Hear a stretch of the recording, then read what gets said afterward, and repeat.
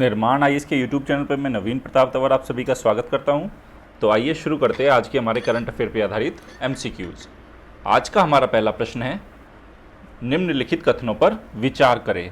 पहला, 33वें संविधान संशोधन अधिनियम द्वारा सिक्किम को एक संबद्ध राज्य का दर्जा दिया गया। दूसरा, 35वें संविधान संशोधन अधिनियम के प्रभावी होने के बाद सिक्किम भारतीय संघ का पूर्ण राज्य बना। ये पूर्व नहीं है, पूर्ण है। तीसरा, सिक्किम भारतीय संघ का 22वां राज्य बना। अब आपको बताना है कि इन तीनों कथनों में से कौन सा कथन सही है और ए, बी, सी या डी में से सही उत्तर क्या होगा।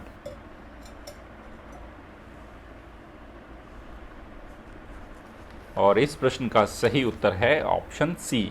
ऑप्शन सी का मतलब केवल कथन 3 सही है, अर्थात सिक्किम भारतीय संघ का 22वां राज्य बना और पहला स्टेटमेंट और दूसरा स्टेटमेंट रॉन्ग है। अब देखते हैं पहला स्टेटमेंट क्यों रॉन्ग है।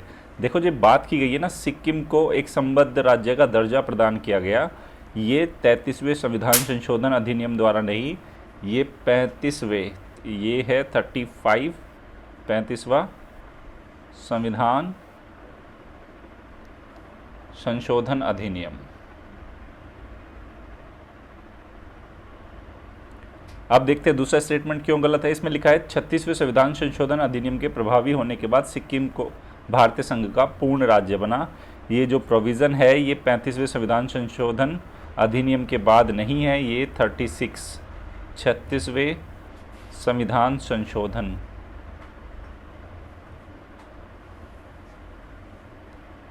अधिनियम के बाद ये प्रोविज़न आया। ठीक है, अब ये देखते हैं इस प्रश्न को क्यों बनाया गया। ये देख सकते हैं आप, पीआईबी में प्रकाशित खबर है 16 मई की। यहाँ आप देख सकते हैं, प्रधानमंत्री ने सिक्किम के स्थापना दिवस पर राज्य की जनता को बधाई दी। तो ऐसे में सिक्किम के गठन पे मैंने एक प्रश्न पूछा। इसके साथ साथ मैं आपको एक बात और भी बता देता हूँ, एक दो स्टेटमेंट, कि अभी जो ये सिक्किम का स्थापना दिवस मनाया गया, ये अभी हाल ही में 45वां राज्य दिवस मनाया गया, ये राज्य दिवस। ठीक, उसके बाद एक एक्स्ट्रा इन्फॉर्मेशन जो आपको प्रीलिम्स में कहीं काम आ सकती है, कि सिक्किम को वर्ष 2016 में भारत के प्रथम पूर्ण ऑर्गेनिक स्टेट का दर्जा मिला। पूर्ण ऑर्गेनिक स्टेट का स्टेटस दिया गया सिक्किम को। ये बात महत्वपूर्ण रहेगी। आगे चलते हैं। अगला प्रश्न है, निम्नलिखित कथनों पर विचार करें। पहला, एंडेमिक बीमारी उस बीमारी को कहते हैं जिसका फैलाव एवं उपस्थिति जनसंख्या में निरंतर बना रहा है। दूसरा, एचआईवी एक एंडेमिक बीमारी है। तीसरा, कोई भी बीमारी एंडेमिक तब होती है जब उसका रिप्रोडक्टिव नंबर, जिसको R नोट बोलते हैं, RO, 1 से कम होता है। अब आपको बताना है कि इन तीनों कथनों में से कौन सा कथन सही है और ए, बी, सी या डी में से सही उत्तर क्या होगा। देखो, इस तरह के क्वेश्चन इंपॉर्टेंट है प्रीलिम्स के लिए, और वैसे भी जनरल नॉलेज के लिए इस तरह की जानकारी हमारे पास होना ज़रूरी है। आप फटाफट बताइए, आप इस प्रश्न का सही उत्तर क्या होगा। और इस प्रश्न का सही उत्तर है ऑप्शन बी। देखो, ऑप्शन बी का मतलब क्या हुआ, पहला स्टेटमेंट सही, दूसरा स्टेटमेंट सही है और तीसरा स्टेटमेंट है गलत। अब ये देखते हैं पहला स्टेटमेंट क्या है। एंडेमिक बीमारी उस बीमारी को कहते हैं जिसका फैलाव और जिसकी उपस्थिति जो जनसंख्या में कांस्टेंट हो जाती है। बिल्कुल सही है, ऐसी बीमारियों को एंडेमिक कहा जाता है और एचआईवी भी ऐसी ही एक एंडेमिक बीमारी है। देखो, ये प्रश्न किस संज्ञान में बनाया गया, मैं आपको बता देता हूँ कि अभी WHO ने कहा है, क्या कहा है, अगर आपने पढ़ा होगा कि मैं पूरा स्टेटमेंट ही लिख देता हूँ, क्या था न्यूज़पेपर में, like HIV covid could become endemic. ठीक है, इसका मतलब ये अगर एंडेमिक बन गया, कि हो सकता है कि जिस तरह से HIV अभी भी भारत मतलब दुनिया भर में ये प्रेजेंस है, इसका कोई इलाज नहीं है, ये एंडेमिक हो चुका है। हो सकता है कोविड-19 के साथ भी लोगों को जीना पड़े इसी तरह से, तब ऐसे में इन बीमारियों को एंडेमिक डिजीज़ बोला जाता है। तो ये बात ध्यान रखने वाली थी। तो HIV इसका एक एग्जाम्पल हो गया एंडेमिक डिजीज़ का। अब ये जो तीसरा स्टेटमेंट है, इसमें क्या लिखा है, कोई भी बीमारी एंडेमिक तब होती है जब उसका R0 मतलब रिप्रोडक्टिव नंबर 1 से कम होता है। मैं आपको बता देता हूँ कि reproductive number R0 equal to 1 जब होता है तब वो एंडेमिक होती है। ठीक है, उसके साथ साथ R0 के बारे में बता देता हूँ। जब वो R0 1 से ज़्यादा होने लगता है यानी कि वो एपिडेमिक बनने लगती है, और जब भी R0 लेस देन 1 होगा इसका मतलब वो बीमारी धीरे धीरे घट रही है, यानी कि उसके केसेस आर डिक्रीजिंग, यानी कि उसके जो मामले हैं उस बीमारी से ग्रस्त होने के वो घटते जा रहे हैं। तो जब लेस देन 1 तब वो डिक्रीजिंग है, इक्वल टू 1 यानी कि वो एंडेमिक है, और अगर वो ग्रेटर देन 1 है तब वो एपिडेमिक की ओर बढ़ रही है। अब ये देखते हैं इस प्रश्न को बनाया क्यों गया। ये देख सकते हैं आप, कोविड-19 कुड बिकम एंडेमिक, ये देखिए, like HIV and may never go away. ये कहना क्या है, WHO के एक्सपर्ट है डॉक्टर माइक रयान है, इन्होंने बोला है। आप देख सकते हैं ये WHO के इमरजेंसी एक्सपर्ट है, इन्होंने बोला है कि हो सकता है ये एंडेमिक बन जाए और HIV की तरह ये कभी भी सोसाइटी से, दुनिया से जाए ही नहीं। ये देखिए, the corona virus that cause कोविड-19 could become endemic like HIV, the world health organisation said on Wednesday. तो आप इस खबर को याद रखना, UPSC का पॉइंट ऑफ व्यू से हमारे लिए क्या इंपॉर्टेंट था कि ये एंडेमिक डिजीज़ होती क्या है और ये R0 से किस तरह से जुड़ी हुई होती है। और R0 क्या होता है, ऑलरेडी पुरानी MCQ की सीरीज़ में मैं आपसे पूछ चुका हूँ कि, और बता भी चुका हूँ कि R0 होता क्या है। अभी मोटा मोटा मैंने आपको बता दिया। अब आगे चलते हैं।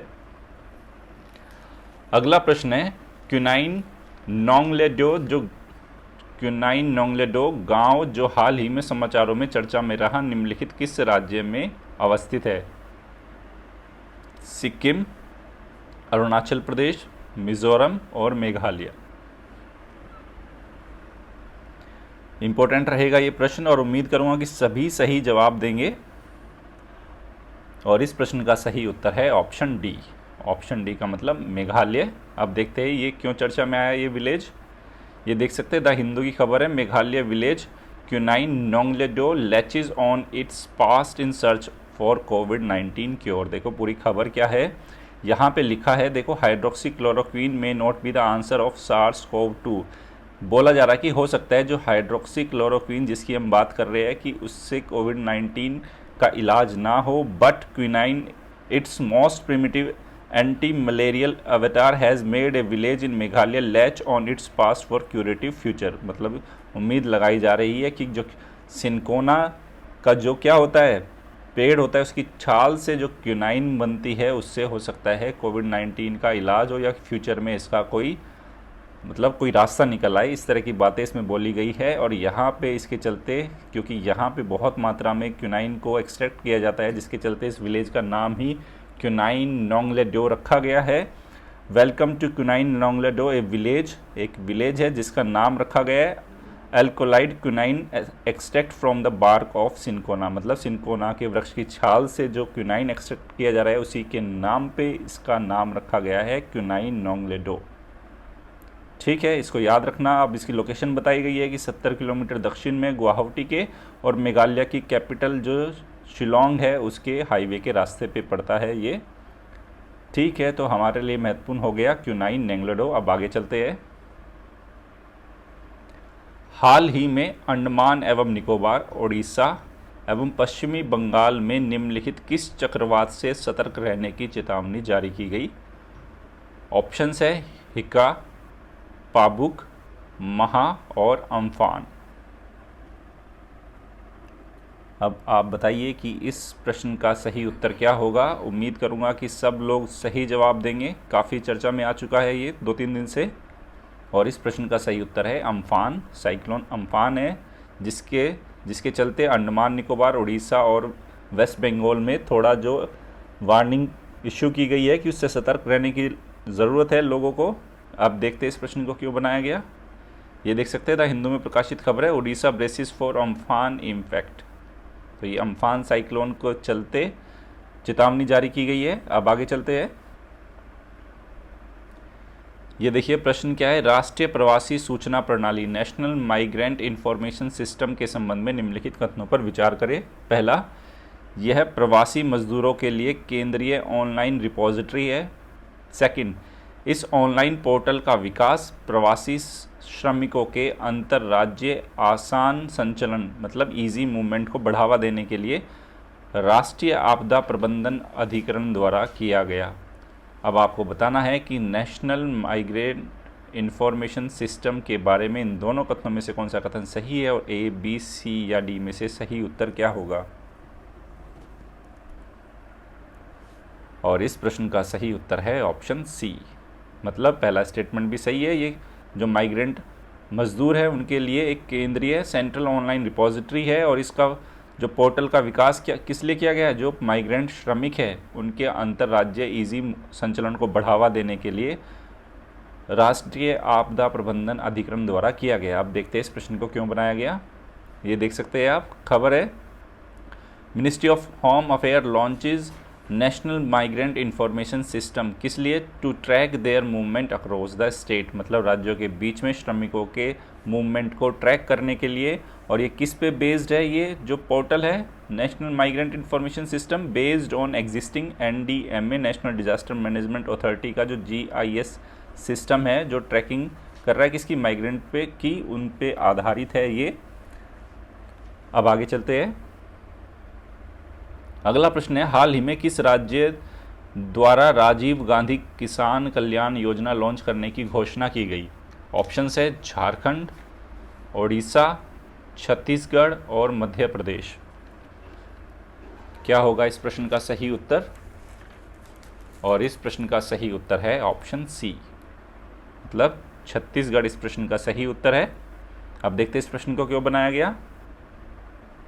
ये देख सकते हैं इस खबर को आप, छत्तीसगढ़ टू लॉन्च राजीव गांधी किसान न्याय योजना फ्रॉम May 21, मतलब 21 मई से लॉन्च की जाएगी। इस योजना के तहत क्या किया जाएगा, फार्मर्स वुड बी पेड, किसानों को 10,000 रुपये दिए जाएंगे पर एकड़, किसके लिए, पैडी की, कॉर्न की, शुगर केन की जो क्रॉप्स है उनके लिए, based on the registered and procured area for the kharif season, मतलब खरीफ सीजन में जो उनका रजिस्टर्ड और प्रोक्योर्ड एरिया है उसके आधार पे 10,000 रुपये दिए जाएंगे पैडी, कॉर्न और शुगर केन की फसलों के लिए। आगे चलते हैं। अगला प्रश्न है, टूर ऑफ ड्यूटी जो हाल ही में समाचारों में चर्चा में रहा, जिसको TOD भी बोला जा रहा है। आपको बताना है, ए, कोविड-19 के विरुद्ध लड़ाई में महत्वपूर्ण भूमिका निभा रहे स्वास्थ्य कर्मियों के प्रति भारतीय वायुसेना द्वारा आभार प्रकटीकरण है ये एक। सेकंड, विश्व स्तर पर कोविड-19 के प्रति स्वच्छता जागरूकता एक अभियान लॉन्च किया गया। तीसरा, गृह मंत्रालय द्वारा कोविड-19 के लिए लॉकडाउन 4.0 में नागरिकों द्वारा अनुसरण की जाने वाली गाइडलाइंस है। या डी, उपरोक्त में से कोई नहीं। अब आपको बताना है कि tour of duty A, B, C या D में से किससे संबंधित है। और इस प्रश्न का सही उत्तर है ऑप्शन डी। ठीक है, अब ऑप्शन डी देखते हैं क्यों बनाया गया। सबसे पहले तो इस प्रश्न को ये देख सकते हैं, हिंदुस्तान टाइम्स की खबर है, Anand Mahindra says army's tour of duty model good for youth, युवाओं के लिए अच्छा है ये TOD मॉडल। ये TOD मॉडल है क्या, बेसिकली ये शॉर्ट सर्विस कमीशन है, उसी के जैसा है। बेसिकली शॉर्ट सर्विस कमीशन में तो क्या होता है, अलाउ ऑफिसर्स जो आर्मी के जो ऑफिसर्स होते हैं उनको 10 से 14 साल के लिए सर्विस करने के लिए उनको अलाउ किया जाता है। अब उसी के मॉडल पे TOD है। ये TOD है क्या, नेक्स्ट स्लाइड पे देखते हैं आपके लिए। ये देखिए, Indian army to implement TOD। अब ये क्या है, basically in order to help, corona के टाइम पे जो अनएम्प्लॉयमेंट की सिचुएशन जनरेट हुई है उसके चलते और साथ के साथ जो राष्ट्रवाद और देशभक्ति को उत्थान के लिए, पुनरुत्थान के लिए जो इंडियन आर्मी ने क्या लॉन्च किया है, TOD। अब ये बेसिकली है क्या, TOD is a tour of duty है। इसमें किया क्या जाएगा, बेसिकली जो टूर ऑफ ड्यूटी है इसमें 3 साल के लिए इंटर्नशिप दी जाएगी युवाओं को, जिससे कि वो किसमें, आर्मी में ऑफिसर्स के रूप में और सोल्जर्स के रूप में काम कर सकते हैं। मतलब 3 साल के एक इंटर्नशिप पीरियड होगा फिर उसके बाद क्या है, TODs फॉर दोज पर्सन, किन लोगों के लिए है, जो आर्मी में या डिफेंस में अपना कैरियर तो नहीं बनाना चाहते, लेकिन फिर भी जो आर्म फोर्सेस के अंदर जो एडवेंचर है, जो थ्रिल है, उसको एक्सपीरियंस करना चाहते हैं, उनके लिए है ये। तो एक तरह से 3 साल का एक इंटर्नशिप पीरियड होगा। तो ऐसे में भी कोविड-19 के चलते बेरोज़गारी बहुत ज़्यादा बढ़ रही है, तो उसके चलते बोला जा रहा है कि इससे हो सकता है युवा उसकी इस फील्ड की ओर अट्रैक्ट हो सके। एक अच्छा सजेशन बताया गया। The step will also help address the unemployment crisis. देखो क्या बोल रहे हैं, इससे कोविड-19 के चलते जो बेरोजगारी का स्थिति और संकट पैदा हुआ है देश में, उससे भी लड़ने में इसमें मदद मिलेगी। इसके साथ साथ क्या जो ये 3 ईयर का इंटर्नशिप है, इसके साथ किसी तरह के क्राइटेरिया में कॉम्प्रोमाइज़ किया जाएगा? नहीं। तो यहाँ देख सकते हैं, entry criteria for these candidates are not to be relaxed, उसमें कोई छूट नहीं दी जाएगी। आगे चलते हैं। अब ये देखिए, हाल ही में किस देश ने कोविड-19 से लड़ने के लिए ऑपरेशन वार्प स्पीड की शुरुआत की है? ऑप्शंस है जापान, चीन, जर्मनी और संयुक्त राज्य अमेरिका। ऑपरेशन वार्प स्पीड बताइए किसने शुरुआत की है इसकी? और इस प्रश्न का सही उत्तर है ऑप्शन डी। देखते हैं इस प्रश्न को क्यों बनाया गया। ये देखिए, द हिंदू में प्रकाशित खबर है, ट्रंप होपफुली ऑफ हैविंग कोविड-19 वैक्सीन बाय ईयर एंड। आशा व्यक्त की है अमेरिकी राष्ट्रपति ने कि इस साल के अंत तक कोविड-19 की वैक्सीन आ जाएगी, और इसी के चलते उन्होंने कोविड-19 से लड़ने के लिए जो एफर्ट्स है उसको ऑपरेशन वार्प स्पीड नाम दिया है, जिसमें बेसिकली करेंगे क्या, आप यहाँ देख सकते हैं। ऑपरेशन वार्प स्पीड ऑब्जेक्टिव क्या है, is to finish developing and then to manufacture and distribute the proven corona virus vaccine as fast as possible. मतलब जितना जल्दी हो सके इसके डेवलपमेंट को, कोरोना वायरस की वैक्सीन को डेवलप करना, मैन्युफैक्चर करना, ज़्यादा से ज़्यादा लोगों तक पहुंचाना, उसके लिए ऑपरेशन, फिर से लिख देता हूं, ये ऑपरेशन वार्प स्पीड है। देखो, आपको मैं एक बात बता देता हूं, अभी कोविड-19 की जो सिचुएशन है, जितने भी एक्सपर्ट कह रहे हैं दिसंबर 2020 से, तो अभी इसका कोई समाधान उससे पहले नज़र नहीं आ रहा। उससे पहले आप देख रहे हो सरकारें लगातार स्ट्रगल कर रही है इसे फाइट करने में। आप सोशल डिस्टेंसिंग का बिल्कुल फॉलो करें, जितनी ज़्यादा हाइजीन मेंटेन हो सकती है मैं आपको सजेस्ट करता हूँ कि उतनी ज़्यादा हाइजीन मेंटेन करें। ठीक है, ये कभी इतनी ईजिली इस बीमारी को मत लेना, ओके ना। बच के रहना है और पढ़ते रहना है, बस यही आपका मेन फंडा होना चाहिए। अब आगे चलते हैं। अगला प्रश्न है, हाल ही में किस राज्य के किसानों द्वारा चावल के प्रत्यक्ष बीजारोपण, मतलब डायरेक्ट सीडिंग ऑफ राइस तकनीक को अपनाया जा रहा है? ऑप्शन है उत्तर प्रदेश, बिहार, उड़ीसा और पंजाब। पढ़ रहे होंगे पिछले काफ़ी दिनों से आप लगातार इसको DSR भी बोला जा रहा है, डायरेक्ट सीडिंग ऑफ राइस। और इस प्रश्न का सही उत्तर है ऑप्शन डी, अर्थात पंजाब। देखते हैं इस प्रश्न को क्यों बनाया गया। ये देख सकते हैं, द हिंदू की खबर है, Punjab farmers to go for direct seeding of rice. ठीक है, अब ये बेसिकली DSR है क्या, मैंने नेक्स्ट स्लाइड पे इसी पूरी न्यूज़ को बुलेट पॉइंट में लिखा है आपके लिए। चलते हैं नेक्स्ट स्लाइड पे। डायरेक्ट सीडिंग ऑफ राइस देख सकते हैं, ये एक टेक्निक है, इज़ लेस टाइम कंज्यूमिंग, कम समय लगता है और कम जो श्रम गहन है देन द कन्वेंशनल प्रैक्टिस। मतलब जो परंपरागत रूप से हम जिस प्रैक्टिस को अपनाते आ रहे हैं, किसके लिए, राइस के लिए, उसकी तुलना में कम टाइम लगता है और कम लेबर लगता है। फिर देखो, इस टेक्निक को क्या भी बोला जाता है, टार वाटर DSR भी इसका नाम रखा गया है, and has been developed and successfully tested on good scale at farmers field. और इसको टेस्टेड टेक्निक है ये। फ़ायदा क्या होगा, ऑलरेडी देख सकते हैं, ऊपर लिखा है less time consuming and labour intensive है। उसके साथ साथ ये देखिए, सेविंग इरिगेशन वाटर, मतलब जो सिंचाई के जल की सेविंग होगी, वीड की प्रॉब्लम को कंट्रोल करेगी, और जो न्यूट्रिएंट डेफिशिएंसी की प्रॉब्लम है उससे भी लड़ने में मदद करेगी, विशेष रूप से जो आयरन डेफिशिएंसी है उससे।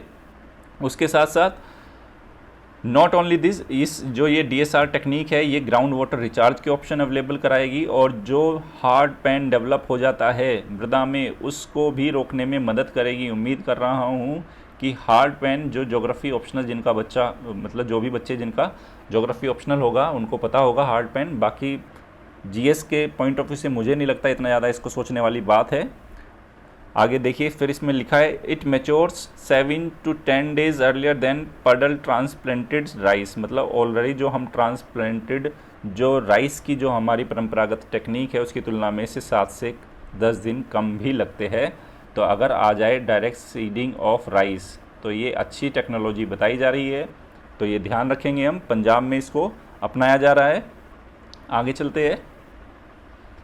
अब ये देखिए, ये प्रश्न प्रीलिम्स के पॉइंट ऑफ व्यू से काफ़ी इंपॉर्टेंट रहेगा। प्रश्न है, निम्नलिखित कथनों पर विचार करें। पहला, विषाणुओं अर्थात वायरसेस में होने वाला उत्परिवर्तन अर्थात म्यूटेशन उनमें होने वाले लघु आनुवांशिक परिवर्तनों अर्थात स्मॉल जेनेटिक चेंजेस को दर्शाता है। सेकंड, उत्परिवर्तन के पश्चात अर्थात आफ्टर म्यूटेशन वायरस और अधिक खतरनाक हो जाता है। तीसरा, SARS-CoV-2 वायरस के स्पाइक प्रोटीन क्षेत्र में उत्परिवर्तन के एक नवीन स्ट्रेन को D614G कहा गया। अब आपको बताना है इन तीनों कथनों में से कौन सा कथन सही है और A, B, C या D में से सही उत्तर क्या होगा। देखो, अप्लाइड क्वेश्चन का स्कोप यूपीएससी में हमेशा ही बना रहता है और जो बच्चा अप्लाइड क्वेश्चन सॉल्व करता है वो देखो डेफिनेटली लीड लेता है। इसलिए अप्लाइड क्वेश्चंस को हैंडल करना, टैकल करना सीखो आप लगातार। और वो आएंगे कहाँ से, जब तक आपको इन डेप्थ नॉलेज नहीं होगी किसी भी टॉपिक के बारे में तब तक अप्लाइड क्वेश्चंस को हैंडल करना हमेशा ही चैलेंजिंग टास्क रहेगा। तो आप मुझे बताइए कि इस प्रश्न का सही उत्तर क्या है। देखते हैं कितने बच्चे सही जवाब देते हैं। और इस प्रश्न का सही उत्तर है ऑप्शन सी। मतलब पहला कथन सही है और तीसरा कथन सही है, दूसरा गलत है। दूसरा इसलिए गलत है कि उत्परिवर्तन के पश्चात विषाणु और अधिक खतरनाक हो जाता है। ऐसा नहीं है, ऐसा आप नहीं कह सकते कि ऐसा ज़रूरी हो कि म्यूटेशन के बाद और ज़्यादा वो खतरनाक हो जाता है। ऐसा कोई proven hard and fast rule नहीं है कि अगर किसी वायरस के अंदर म्यूटेशन होता है तो वो और भी ज़्यादा डेंजरस हो जाता है। ऐसा कोई नियम नहीं है, ठीक है। इसलिए दूसरा स्टेटमेंट तो हो गया गलत। अब बेसिकली ये म्यूटेशन है क्या, तो समझ जाओ कि किसी भी वायरस में होने वाले जो लघु जो स्मॉल जेनेटिक चेंजेस है उनको क्या बोला जाता है, म्यूटेशन। आप अक्सर सुन रहे होंगे भाई कोरोना वायरस म्यूटेट कर रहा है, म्यूटेशन हो रहा है उसमें, तो उसमें इसका मतलब ये है कि उसमें छोटे छोटे जो जेनेटिक चेंजेस आ रहे हैं, ठीक है। अब हाल ही में जो तीसरा स्टेटमेंट जहाँ से इस प्रश्न को बेसिकली मैंने बनाया वो प्रश्न टॉपिक ये था कि SARS-CoV-2 वायरस के जो स्पाइक प्रोटीन क्षेत्र में अभी म्यूटेशन का एक नवीन स्ट्रेन मिला है जिसको D614 कहा गया। अब देखते हैं इस प्रश्न को बनाया क्यों गया। ये देख सकते हैं आप, expert commentary D614G mutation of SARS-CoV-2 the virus that cause कोविड-19। तो यहाँ जो इसका म्यूटेशन हुआ है D614G, ठीक है, नवीन स्ट्रेन को बोला गया है। और ये म्यूटेशन होता क्या है ये मैंने आपको बता दिया। क्या म्यूटेशन हमेशा ही डेंजरस होता है? नहीं, म्यूटेशन ऐसा नहीं कह सकते। अगर म्यूटेट कर रहा है तो वो डेंजरस हो रहा है, ठीक है। आगे चलते हैं। मैं आपको यहाँ एक रिकमेंड करता हूँ, अगर आप लगातार द हिंदू वगैरह पढ़ रहे होंगे स्टूडेंट, एक दिन द हिंदू में एक एडिटोरियल आया था जिसमें टोटल वायरस कैसे काम करता है और वो किस किस तरह से आगे बढ़ता है और ये कोविड-19 ये कोरोना जो हमारा वायरस है ये अलग क्यों है, किस तरह से काम कर रहा है, वो एडिटोरियल आप ज़रूर पढ़ना। अगर आपको उसका लिंक नहीं मिलता तो मुझे कमेंट सेक्शन में लिख के ज़रूर बताना, मैं आपको प्रोवाइड करूँगा। लेकिन यूपीएससी प्रीलिम्स, मेंस और इंटरव्यू और एक आम इंसान के होने के नाते अगर आप अवेयर हो, इंटेलेक्चुअल हो, तो आपको उस एडिटोरियल को पढ़ना ज़रूरी है, ठीक है। अब आगे चलते हैं। अगला प्रश्न है, ये फिर अप्लाइड क्वेश्चन रहेगा, ठीक है, पीटी के लिए भी महत्वपूर्ण है ये। स्थूल आर्थिक उद्देश्य अर्थात मैक्रो इकोनॉमिक ऑब्जेक्टिव्स के संबंध में निम्नलिखित कथनों पर विचार करें। पहला, राजकोषीय नीति अर्थात फिस्कल पॉलिसी, कराधान टैक्सेशन, खर्च एक्सपेंडिचर एवं उधारी बोरोइंग के जरिए स्थूल आर्थिक नीति के उद्देश्यों को प्राप्त करती है। दूसरा, मौद्रिक नीति अर्थात मॉनेटरी पॉलिसी मुद्रा आपूर्ति और ब्याज दरों में परिवर्तन के द्वारा स्थूल आर्थिक नीतियों के उद्देश्यों को प्राप्त करती है। अब आपको बताना है कि मैक्रो इकोनॉमिक ऑब्जेक्टिव्स के बारे में इन दोनों कथनों में से कौन सा कथन सही है और ए, बी, सी या डी में से सही उत्तर क्या होगा।